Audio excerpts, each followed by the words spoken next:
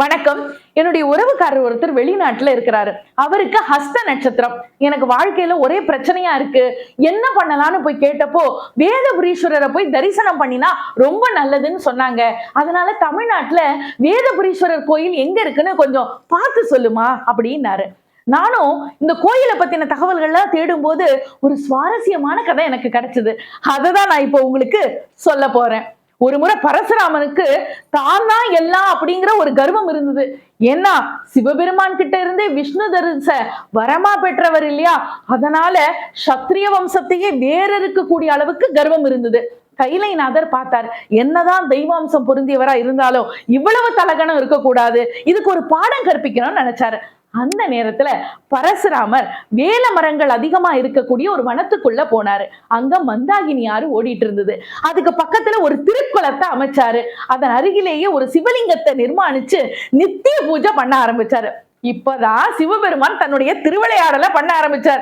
உமாதேவி வேடத்தியா, சிவபெருமான் அந்த மகாதேவன் வேடனா உருமாறி தோல்ல வேட்டையாடின மிருகங்களுடைய உடல்லாம் போட்டுட்டு தவம் பண்ணிட்டு இருக்கிற பரசுராமர் முன்னாடி போய் தவத்தை கலைக்கிற மாதிரி நின்னார். பரசுராமர் முழிச்சு பார்த்தார். கோபம் வந்துட்டுது. சிவபெருமான அருவருப்பா பார்த்தார். அப்பதான் சிவபெருமான் சொன்னார், என்ன நீ அருவருப்பா பாக்குறியா? நான் வெறும் மிருகங்களைத்தான் வேட்டையாடுறேன், நீ மனுஷங்களையே வேட்டையாடி தினமும் கொன்னுட்டு இருக்கியே அப்படின்னு சொல்லி ஒரு விஷம சிரிப்பு சிரிச்சார். உடனே பரசுராமருக்கு கோபம் வந்துட்டுது.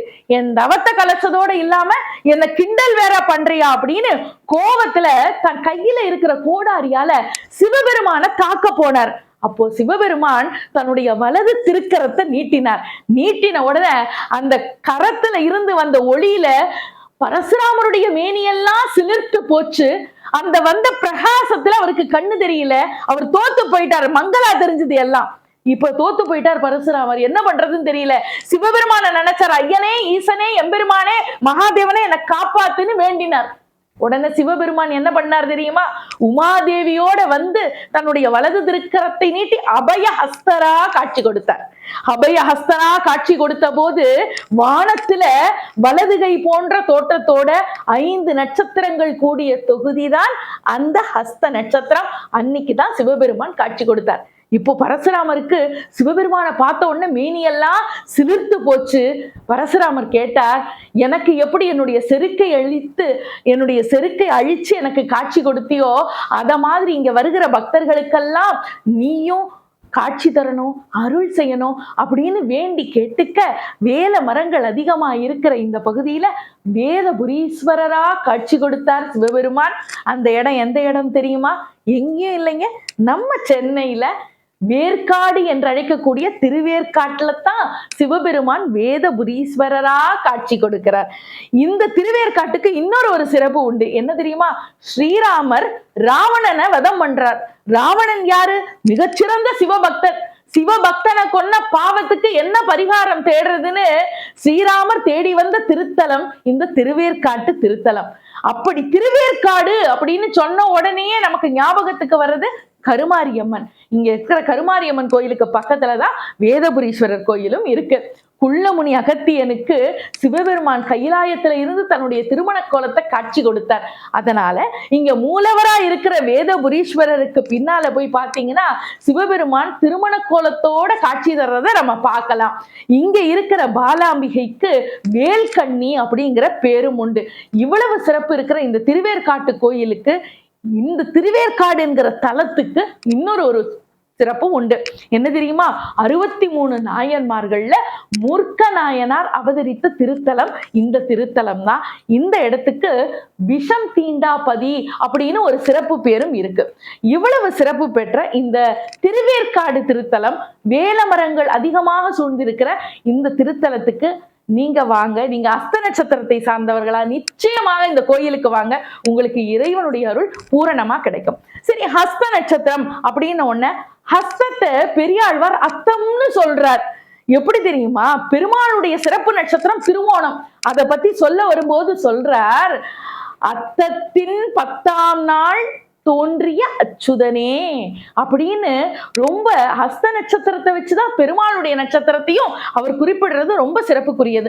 இந்த திருத்தலத்தில் இருக்கிற சிவபெருமானுக்கு வேத புரீஸ்வரர்னு ஏன் பேர் வந்தது தெரியுமா? இந்த உலகமே பிரளய காலத்துல அழியும் போது உலகத்தை மறுசீரமைக்கணும்னு நினைக்கிறார் சிவபெருமான். அப்போ 4 வேதங்களையும் கூப்பிட்டு சொல்றார், நீங்கள்லாம் வெள்வேல மரங்களாக மாறுங்க அப்படின்னு கட்டளையிடுறார். சிவபெருமானுடைய கட்டளையை கேட்டு அந்த 4 வேதங்களும் வெள்வேல மரங்களாக மாறிவிடுகிறது. அந்த மாறிவிட்ட அந்த தலம் தான் திருவேற்காட்டு தலம். வேல மரங்கள் சூழ்ந்திருக்கிற திருத்தலம் திருவேற்காடு. அங்கதான் வேதபுரீஸ்வரர் மிக சிறப்பா குடிகொண்டிருக்கிறார். சரி, இந்த ஹஸ்த நட்சத்திரத்துக்கு அதி தேவதை யாரு அப்படின்னா சவிதா. அதுதான் அதி தேவதை. சவிதானா சூரியன் பொருள். மகாபாரதத்துல வர நகுலன் சகாதேவன் 2 பேருடைய நட்சத்திரமும் ஹஸ்த நட்சத்திரம் தான். இன்னொரு சிறப்பான விஷயம் என்ன அப்படின்னா, நம்ம வணங்குகிற முழு முதற் கடவுள் விநாயக பெருமானுடைய திரு நட்சத்திரம் ஹஸ்த நட்சத்திரம். ஆவணி மாதம் ஹஸ்த நட்சத்திரம் சதுர்த்தி அன்னைக்கு தான் நம்ம விநாயகர் சதுர்த்தியை கொண்டாடுறோம். சாம வேதத்தை கடைபிடிக்கிறவங்களுக்கு ஹஸ்த நட்சத்திரம் அன்னைக்குதான் ஆவணி ஆவிட்டம் கொண்டாடுவாங்க. இப்படி ஹஸ்த நட்சத்திரத்துக்கு நிறைய சிறப்புகள் உண்டு.